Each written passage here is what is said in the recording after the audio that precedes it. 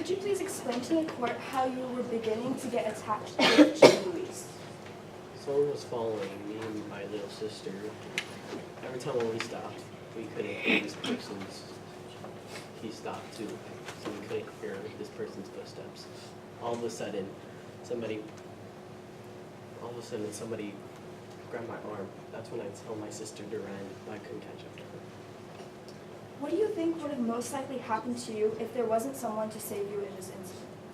I was unconscious at the time, and I felt an enormous pain. Could you explain how you got hurt? I was thrown onto the floor, and I went unconscious and felt huge pain.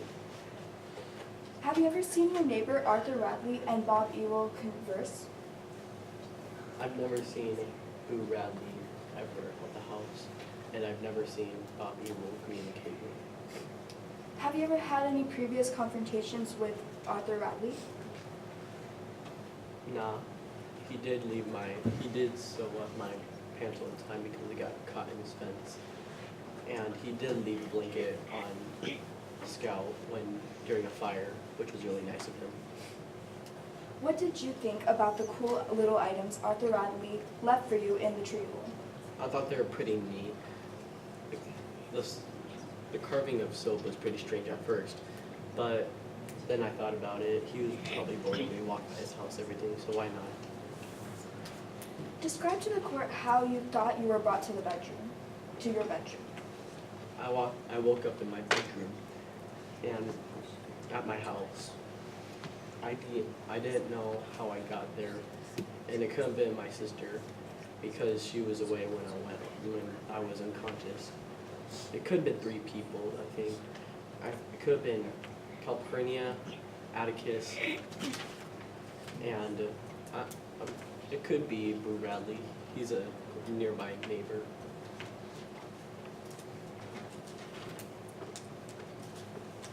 Oh, no further questions.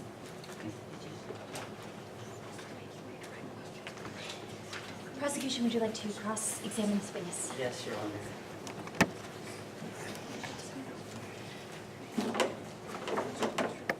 On the night of the crime scene, it was correct that you were unconscious for most of the period? Yes. Do you know how you went unconscious? I fell and someone grabbed me and tossed me on the floor and I was unconscious. When you woke up on the bed, do you know who carried you? No, Could it have been Boo Radley? it could have. If it was Boo Radley, wouldn't that mean he was watching you and knew that you were in danger? Maybe. So that would mean that he was stalking you. No. Is it true that you found your pants sewed back together after you left it? Yes. Since it was on Boo Radley's property or the Radley's property, wouldn't that mean that it could have been Boo Radley who sewed up the pants? Yes. Isn't it true that you and Scout found 2 dolls carved as soap that looked exactly like you? Yes. Do you know or have an idea of who carved the soaps of the figures? Probably Boo Radley. If it was Boo Radley, wouldn't that mean he was stalking you guys and knew what you guys wore, what you looked like? Not really. We walk by his house every day. He could have been looking out his window. So that means he would have been stalking you guys to make a doll or 2 dolls shaped like you guys. Not really stalking.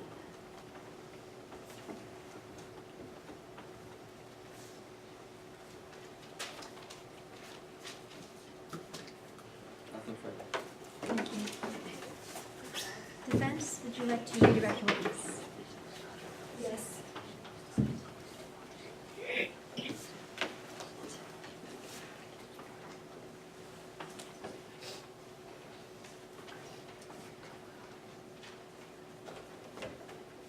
You may proceed.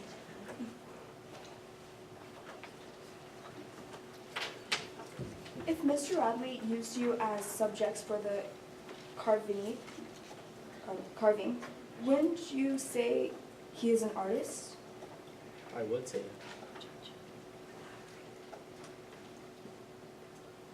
Wait, objection. What is the objection? It's a relevancy thing. Sustain. Relevancy of the artistry. Go ahead and get that, please.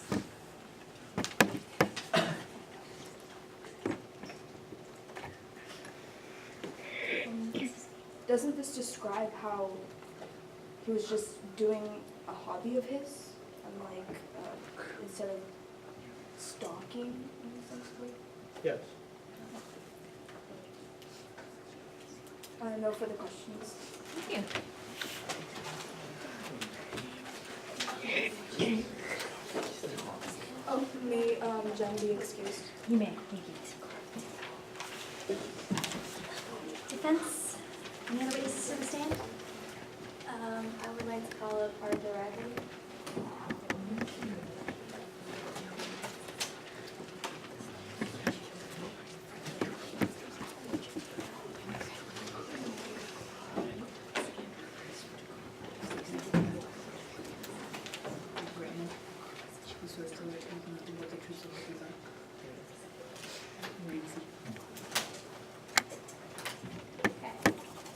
Can you please state your full name for us? I'm Arthur Riley. And how long have you been living in Macomb, Alabama? I've been living in Macomb for 33 years. And who do you live there with? I live there with my brother. On your free time, what do you do? I like to whittle and sleep. So, would you consider yourself more of an introvert? Someone who tends to keep to themselves and mind their own business? Yeah. About Bob Ebel, have you ever had any prior interactions with him before the incident? No, I never met him in my life. And Mr. Jem and Miss Jean Louise Finch? Have you Yes. ever? How so?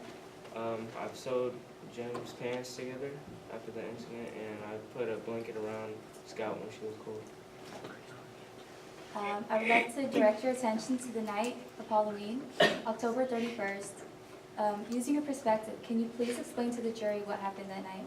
I was in my house sleeping, and I heard screams, and I went into the woods where the kids were at, and I saw the man on top of Jem. He was trying to hurt him. So I pushed him off, and then I grabbed the kids, and I grabbed Jem, and we ran. So what would you say your intentions were that night? To save the kids and make sure they don't get hurt. And had you not been there that night, what do you think would happen? They would have got happened? hurt or killed or worse. No further questions. Mr. Defense. Prosecution, would you like to cross-examine this witness?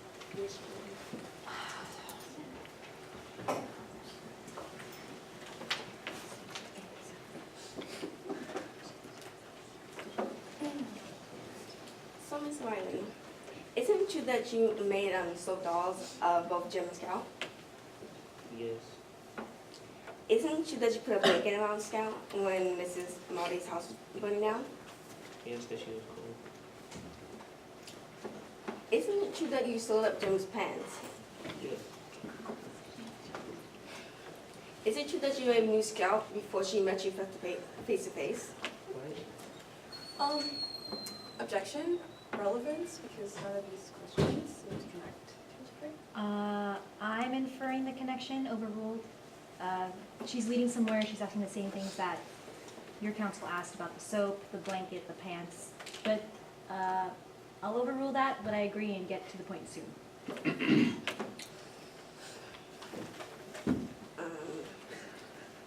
Wouldn't you have been watching the kids the whole entire time during the incident? I've been watching the kids during the incident. During the incident, wouldn't you have been watching them the whole entire time? What do you mean? He's confused. Rephrase the question. So ask it in the same way, but maybe you can chop it down, ask it a different way. During the crime scene, wouldn't you have been paying close attention in order to save the kids? No, I was sleeping.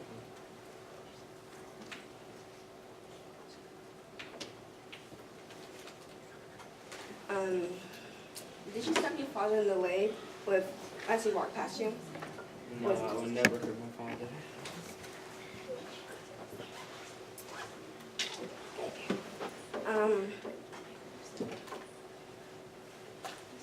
So basically in the book, it said that you made soap figures of the kids.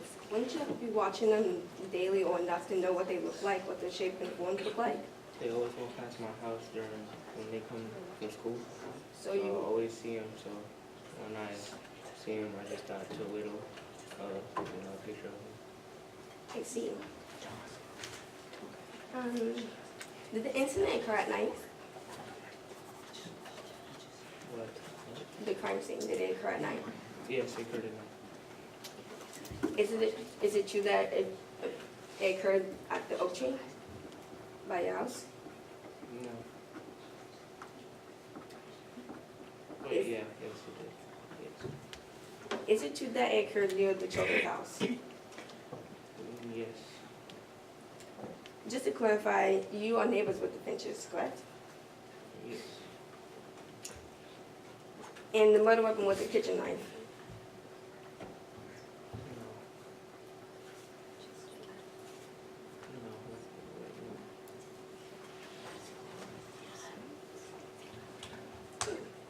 Overruled? Sorry, as a witness, you can only the judge can overrule it. Say it. If you're confused, then you can tell the lawyer that you're confused. Does that make sense? I don't really know. There you go. I just know that I grabbed Jim and Order I in the ran court, away. please. So that's all. You grabbed the gym.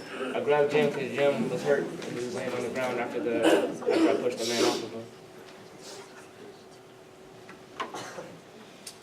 And just to clarify, the whole entire crime scene occurred by your house, correct? Or near it?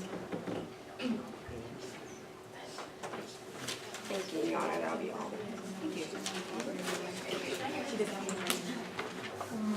Give me a second.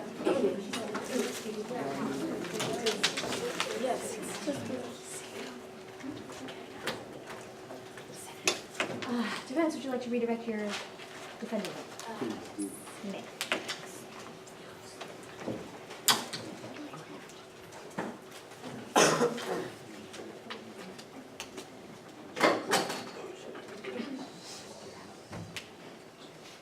After the incident, the father of the children was thankful that you saved the kids. Is that correct? Yes.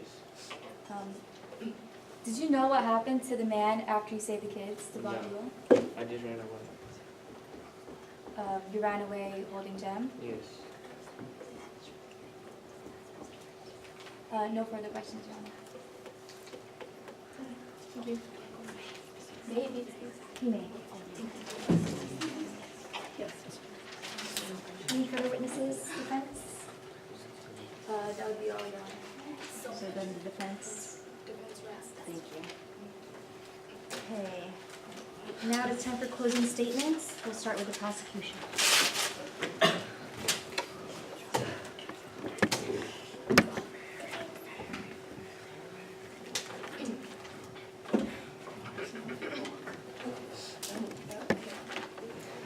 In conclusion, Boo is guilty of the murder of Bob Yule.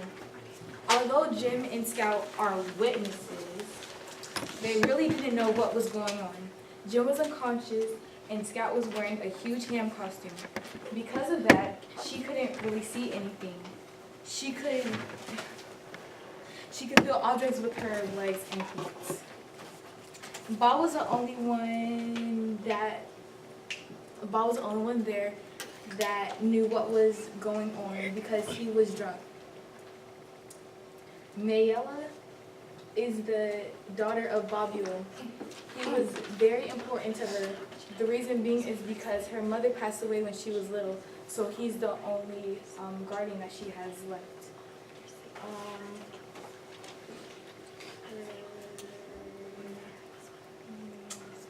Although Stephanie and Meriwether were the town gossipers, they always looked out for their neighbors. Boo also had an obsession with Jim and Scout. He constantly watches the kids through his window and leaves perfectly carved dolls of them and other objects in a tree hole. There was an incident when Boo stabbed his father with scissors. Speaking of sharp objects, Bob was stabbed with a kitchen knife, and the knife was found by Boo's house. And because Bob was the only witness, Boo decided that he should kill Bob. Thank you. Defense, do you have a closing statement?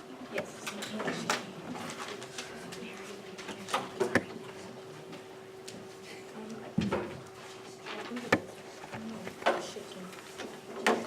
Bob Ciubal, a man who was a known drunk, a man who has no respect for others, such as spitting on Atticus Finch in front of a crowd, following and harassing Helen Robinson, who was just trying to get to work in peace.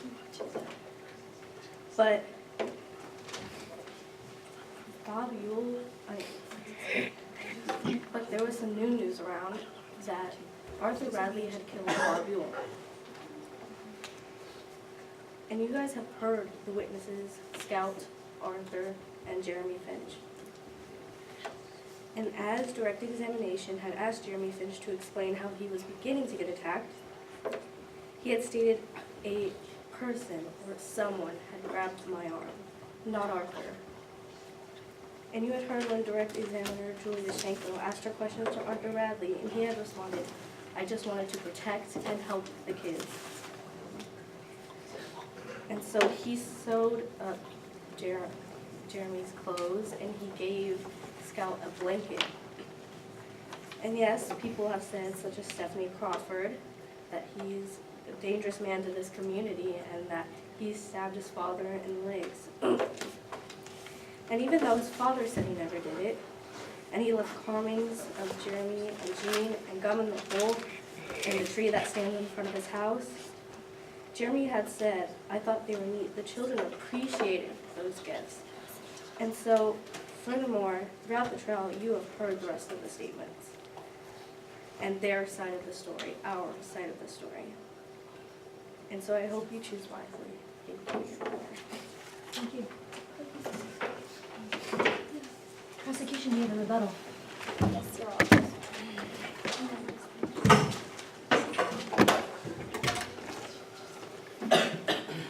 So, as defense said, Bob Ciubal was a drunk.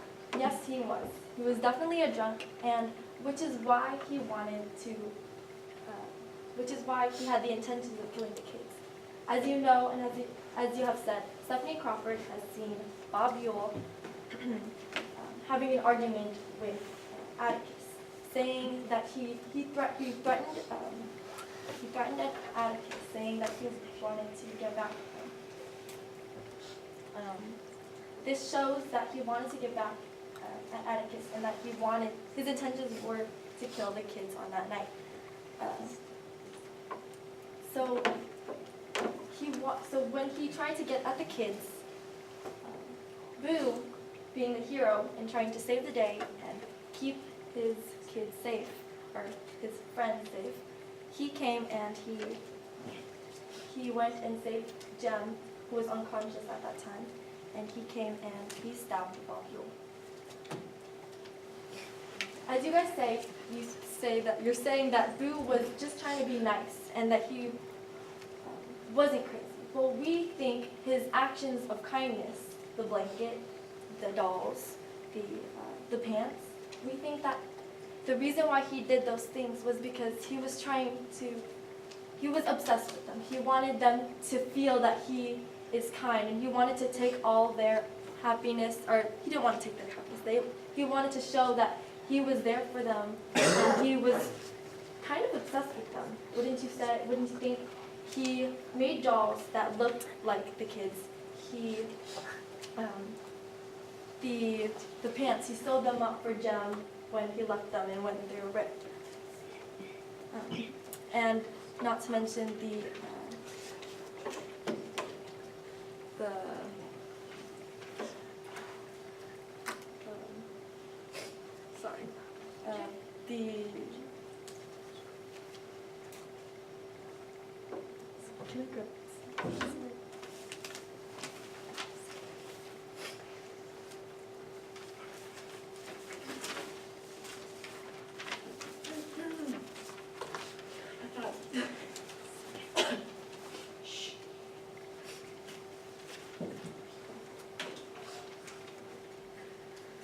not to mention the blanket that he had given Scout. How would he have known that Scout was in need and she was cold? How was he would have to have known and seen her needed of a blanket. Not to mention the father's, according to Stephanie Crawford, the scissors that he had stabbed into his own father, and he didn't even care. He didn't even have any guilt or reaction to it.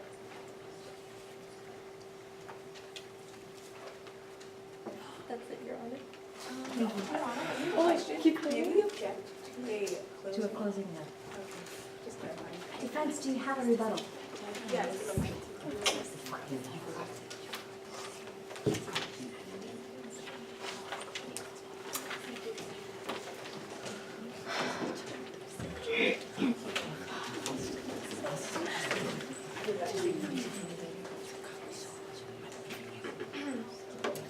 Ladies and gentlemen, Your Honor, my name is Griffin Hundle, and you just heard the case of the City of Macomb versus Arthur Radley. The prosecution side of this case attempted to make the defendant, Arthur Radley, look guilty for the murder of Bob Ewell. You heard from Miela Ewell, who claimed that Tom Robinson had raped her, but as we all know, she lied to make sure no one knew that she had feelings for him. We later heard from Stephanie Crawford. Your Honor, how can you trust someone who is a town gossip? Half the stuff she says may not even be true. Finally, we heard from Grace Merriweather. She calls others hypocrites when she herself is a hypocrite. Her statements could be opinionated. And to defend what Arthur Radley did, it's common sense and morality to help the kids in the situation of danger. Your Honor, how can you trust people that lie to protect themselves? Thank you for your time.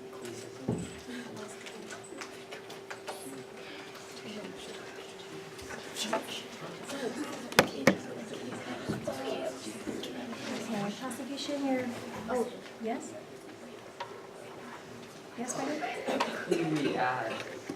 Like, Did you have a question, Brandon? no, Okay, final closing statement, so final remarks, prosecution?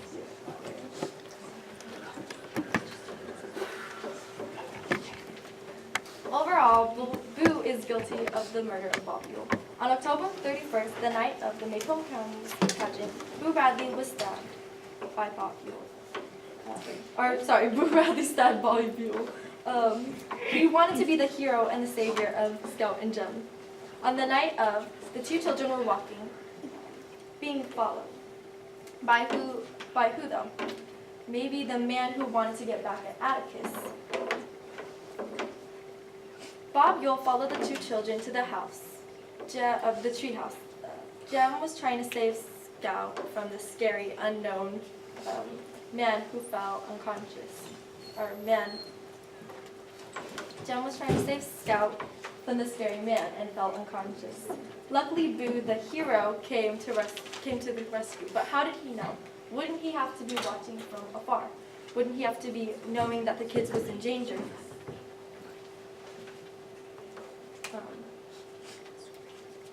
Just like the blanket, he had to know she was cold. Just like the doll, he had to know the facial features of the two kids.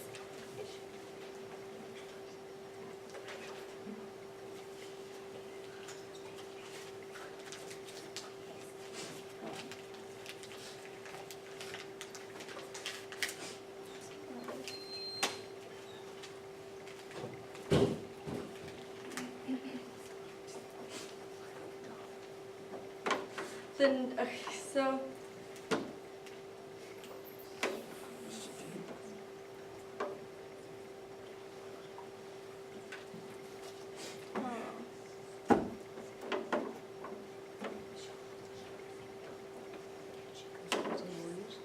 Did you want to consult? Do you need to confer very quickly? You can do the same defense as they confer, you can confer also. Wait, what did you just say? You can confer, discuss. Oh, okay.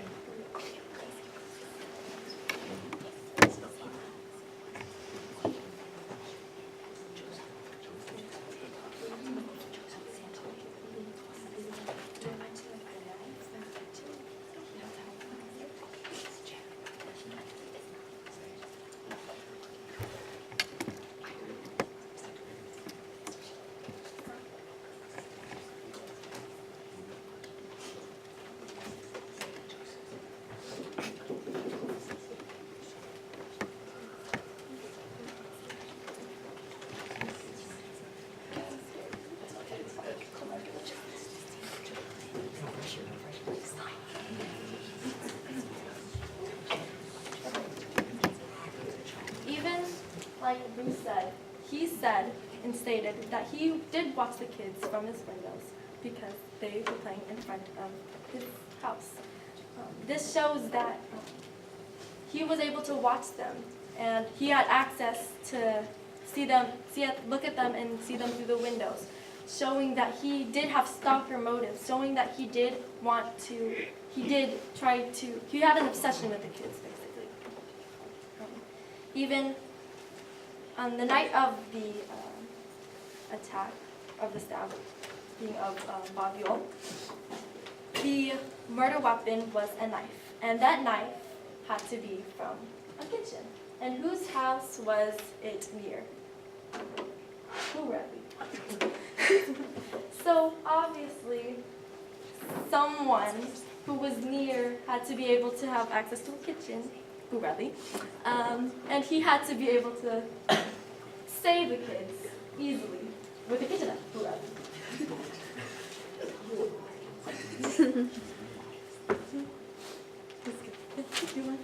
Thank you, prosecution. Anything further? Prosecution rests? Nothing else? Yeah, I think they're resting. Prosecution rests, yes? Yes, prosecution rests. Final remarks, defense. I know, I couldn't. Defense, final remarks. You may. Your Honor, my name is Officer Rashid, here today to give the final remarks of this case. The defendant had been wrongly accused for taking the life of Bob Ewell on the night of October 31st when Mr. Ewell endeavored to murder Jeremy and Jean Louise Finch, to which the defendant intervened and rescued the two. I would like to point out that Jeremy and Scout were on their way home, that the defendant is also their neighbor, so it's obvious that he might have heard their screams. I would also like to point out that it was winter during the time when the fire happened, so it's common sense that she would be shivering. And that how would he be looking out through his windows when they were always covered, as shown. The direct examination of Scout and Jeremy Finch, the witnesses that were present during the incident, both testified. Without Arthur Radley, the two of them might have been even more injured or possibly even dead. Arthur Radley had saved their lives. The direct examination of the defendant substantiates Radley had not once held contact with Ewell before the night of October 31st. Therefore, there is not one possible reason for Mr. Radley to hold the ambition of murder. His intentions were pure. In addition, when was there even time for Radley to even ponder the idea of taking one's life? When he was preoccupied saving another's. The defendant was accused multiple times of being peculiar for confining himself within his home for 15 years. Jeremy Finch realized the reason why Mr. Radley chose to live this way. It was to avoid the ugliness of outside his home, but he was still generous. Arthur Radley had sewn up Jeremy's pants when they were caught in his fence and had even protected Jean Louise from the cold on the night of the fire. Yet all of that was overlooked. Furthermore, he left small items in a tree hole for Jean Louise and Jeremy to admire, without any ill intent, including soap dolls in the form of the Finch pair. The two Finch children were constantly passing by the Radley house, thus it is reasonable to say that they were used as a reference. The prosecution merely attempted to find possible explanations to how and why the defendant could be accountable for the death of Bob Ewell. Harper Lee made it clear that most of the citizens of Macomb are critical, quick to judge, discriminating, and they are even hypocritical. An example being Meriwether with the North. Not to mention Mayella Ewell, the daughter of Bob Ewell, holds not one bit of credibility after the Tom Robinson case, where she refuses to answer certain questions and give unclear responses. Arthur Radley is unjustifiably viewed as sketchy and unusual for always staying inside where he was secure. But even then, he wasn't safe from Stephanie Crawford's gossip. And if they were like the prosecution said, since Jem and Scout obviously didn't know what was going on, how would any of the other witnesses know as well, since they weren't there that night? I would also like to include that Mayella Crawford nor Meriwether were present during the actual occasion, unlike Scout Jem, and Arthur. On the last page of chapter 30 in To Kill a Mockingbird, Jean Louise herself claims that to accuse Mr. Arthur Radley of the death of Bob Ewell, a man who attempted to murder 2 innocent children, is similar to shooting a mockingbird, doing wrong to someone who hasn't done anything wrong. I expect you find in the favor of justice, Mr. Arthur Radley is guiltless. The defendant does not carry anyone's blood on his own clean hands. The only honest verdict in this courtroom is of innocence. Thank you. Okay, Mr. Three, so I'm just going to tell you the verdict very quickly. I have to say, of all the trials I've done, and I've done them in the past too, this was excellent. I was blown away. Wasn't it super good? Both sides had a strong theme. The witnesses knew their stuff. Directs, all of you laid the foundation. All of you said why your witness is worthy. All the witnesses understood their role. All the crosses were like, ouch, right? Opening and closing the theme direct all the way through. This is a really, really difficult decision. Essentially, I'm going to give you the verdict and then you can go. But after the verdict, don't forget to turn in your book, in your notes, and your stuff. Hold on. In the U.S., the burden of proof falls upon the prosecution. With beyond a reasonable doubt, you must prove that the defendant is absolutely guilty. And as the judge, I did have some doubt. So therefore, I find Boo Radley innocent, not guilty.